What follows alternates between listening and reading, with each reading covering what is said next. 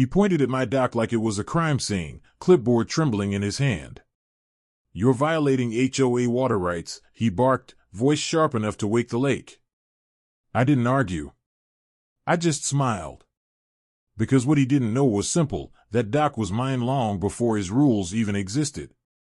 My name's Daniel Brooks, a retired marine engineer who spent 30 years designing boats and dreaming about the day I'd own my own dock. When I finally bought this lakeside property 15 years ago, it was paradise: quiet water, honest neighbors, and mornings that smelled like peace. Back then, there was no HOA. Just a few families who respected one another. We fished, shared stories, watched the sun sink into the water. It was perfect. Then came the newcomers, wealthy transplants who wanted everything to look like a magazine cover. Within a year, they formed the Lakeside Haven Homeowners Association, led by a man named Victor Hale. Victor was the kind of guy who treated a clipboard like a crown. He wore sunglasses even on cloudy days, spoke like he was narrating a courtroom drama, and acted as if the lake answered to him personally. He sent out beautification notices, banned garden gnomes, fined people for having non-standard mailboxes. But his biggest obsession was uniform shorelines. He wanted all docks removed, claimed they disrupted the natural view. I tried reason first. Showed him my permits, the ones approved before his HOA even existed. He waved them off. "Those don't apply anymore. We're standardizing the lake." I laughed and said, "The lake doesn't belong to you, Victor." He frowned like I'd insulted royalty. That was the moment I realized peaceful living had just turned into a battle of patience. A month later, I got my first official letter: remove dock or face daily fines of $500. I walked straight to the County Water Authority, showed them my permits, and asked if anything had changed. They laughed. "Sir, your dock's as legal as sunshine." So I mailed copies of those documents to the HOA board, certified and signed. Thought that'd be the end of it. But people like Victor don't back off when they're wrong, they double down. 2 days later, I found bright orange violation stickers plastered on my dock posts. My mailbox had a warning taped to it: failure to comply will result in escalation. Neighbors whispered sympathy but avoided eye contact. No one wanted to get on Victor's bad side. At the next HOA meeting, he puffed out his chest and announced, "We're protecting our community from environmental decay. Private docks cause erosion." I stood up. "You mean my dock, the one built to state code with erosion barriers?" He smirked. "Exactly that one." I noticed something that night: his arrogance wasn't just about control, it was about pride. He needed to win. So, instead of fighting, I started watching. I kept every notice, recorded every meeting, and logged every date and quote. Because the one thing Victor didn't understand was that calm people aren't weak, we're just building our case. One morning I spotted his landscapers measuring the distance from my dock to the waterline. I filmed the whole thing. They looked nervous. That's when I knew he was about to cross the line from nuisance to trespasser.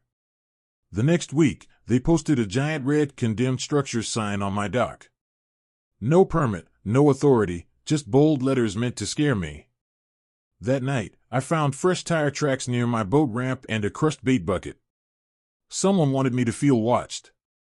Instead of confronting them, I did what engineers do best: looked for leverage. I went back to the County Water Authority, requested copies of every lease involving Lakeside Haven HOA. Buried in the paperwork was something delicious: the HOA didn't own the lake. They merely leased fishing rights, a seasonal permit renewed every year. And the renewal date? 4 weeks away. I sat in my truck, laughing quietly. The same authority that granted my dock permit controlled their fishing license. I took a drive around the lake with my drone. From above, I saw piles of dumped mulch sliding into the water, fertilizer runoff turning the edges green. I filmed it all. When I got home, I wrote a single line in my notebook: if they want to control the lake, they should learn who really owns it. From that day forward, I stopped reacting. I greeted Victor with a smile whenever he strutted by. He thought he'd broken me. He didn't realize I was just counting the days until renewal. I started building my case like a quiet storm. Step 1. Evidence. I cataloged everything: dates, photos, videos, noise complaints from neighbors about HOA's maintenance crew dumping debris straight into the water. Step 2. Documentation. I wrote an anonymous letter to the county's Environmental Compliance Office: urgent, possible contamination from Lakeside Haven HOA. Attached the proof. Step 3. Timing. The county's inspection team scheduled an unannounced review the week before the HOA's fishing permit renewal. I didn't have to lift a finger after that. The inspectors arrived on a bright Wednesday morning, clipboards and test kits in hand. Within an hour, they found traces of illegal fertilizer, leaking fuel from HOA lawn boats, and construction waste dumped near the wetlands. By evening, the county sent an official notice. Pending violations under review. Permit renewal suspended until further inspection. The neighborhood erupted. Victor panicked, called an emergency HOA meeting. He blamed sabotage, accused outsiders of staging photos. But panic makes people sloppy. He admitted in that meeting that he personally authorized the landscaping work that caused the contamination. Several board members resigned that night. I watched the chaos from my porch, fishing rod in hand. I didn't need to say a word. The current had already changed direction. The morning of the annual Lakeside Fishing Festival dawned clear and golden. Tents lined the water, banners fluttered, and volunteers set up barbecue stations. It was the HOA's crown jewel: dozens of sponsors, local news coverage, even a few politicians scheduled to appear. I poured myself coffee and waited. At exactly 8:15 a.m., 3 white county trucks rolled in, lights flashing. Inspectors stepped out, followed by an officer holding a clipboard. They walked straight to Victor. I could almost hear the words from across the lake. By order of the County Water Authority, this event is hereby suspended. The lake is closed pending remediation. A stunned silence spread, followed by confused murmurs. Victor turned crimson. "You can't do this. We have permits." The officer replied calmly, "Not anymore. They expired.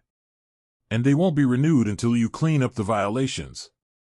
Reporters began snapping photos. Someone live-streamed it. I took my time strolling down to my dock, coffee still steaming. Victor spotted me and stormed over, finger pointing like a bayonet. "You did this. You ruined everything." I kept my voice even. "No, Victor. You did. You broke the same rules you tried to use against everyone else." He jabbed a finger at my chest. "You think you're clever? You'll regret this." I handed him a folded document, the county's suspension notice, with his signature highlighted on the violation forms. "Looks like the only one regretting anything is you." Neighbors began clapping quietly. Some even laughed. The event collapsed in chaos, vendors packing up, families leaving, local news filming every second. Later that afternoon, police returned to question Victor about forged invoices tied to the HOA's environmental reports. By sunset, he was escorted out in handcuffs for falsifying documents. I sat on my dock as the orange glow rippled over the still water. The air smelled cleaner already. "They tried to take my dock," I whispered. "Now they don't even have a lake." In the weeks that followed, the fallout was swift. The county permanently revoked the HOA's fishing lease and fined them for environmental negligence. The fines wiped out their entire community fund. Victor was removed as HOA president and later convicted for falsifying environmental data. The board dissolved, replaced by a committee of regular homeowners who just wanted to fish without drama. Neighbors who once avoided me started dropping by with homemade pies, beer, even apologies.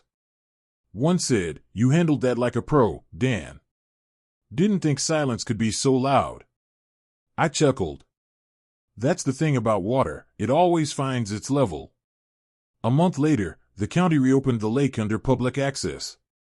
Kids laughed again, families fished freely, and nobody had to ask permission to enjoy the water. One evening, I saw Victor's old for sale sign lying in the weeds, half submerged. I left it there. It looked right, drowned by its own arrogance. Sitting on my dock, I thought about all those early mornings when I almost gave up, when I nearly sold the place to avoid distress. But then I remembered why I built this dock in the first place, not for the fishing, but for peace. And finally, peace was all that remained. Power isn't about control, it's about respect. The HOA thought they could dictate nature, bend the lake to their rules. But nature and truth don't play by man's paperwork. I didn't shout. I didn't fight.